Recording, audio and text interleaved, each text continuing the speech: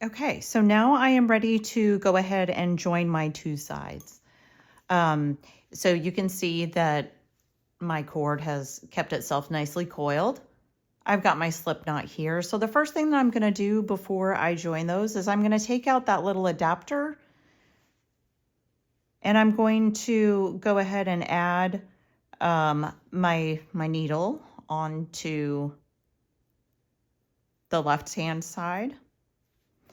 And then on the right-hand side, I'm going to go ahead and replace my my stopper here because I do not want to lose my stitches. I don't want them to fall off the back side as I'm going along. Okay, so we've got our slip knot. Sorry, we should have actually done that beforehand. We can go ahead and drop the slip knot now and we'll weave it in. So I'll go ahead and do that real quick.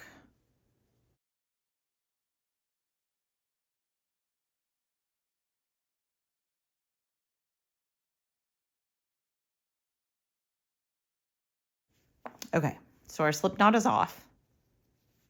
And now we can go ahead and push the inside.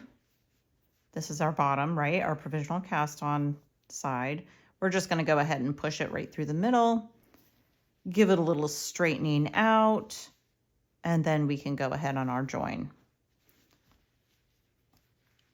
I do love using this method because when I use a crochet hook for my provisional cast-ons, it never fails. Every single time I end up in a predicament at the end where my stitches don't line up and they end up sideways on my work. And I am quite frankly not okay with that. It is always very frustrating with me. So this is the best method that I have found that solves for this issue. And so we're just going to kind of loosely just kind of work that around. I'm going to stuff my, actually, I am going to weave that in properly real quick.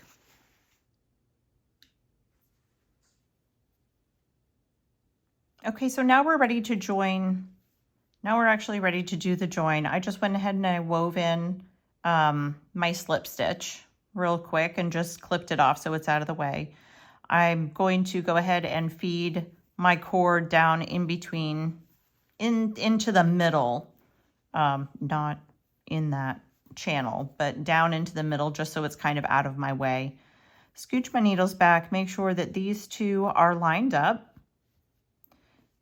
Keep your contrasting yarn kind of off to the side. Just make sure that it doesn't fall down into the channel and get trapped. Replace my stitch marker. And then we just knit 1 to 1, front to back, all the way around our work. It's very simple. It's quite fast. And we're just working off the needle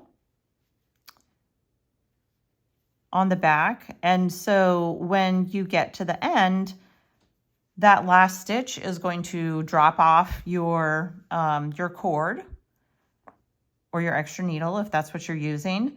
And then you can go ahead and continue with the remainder of the pattern.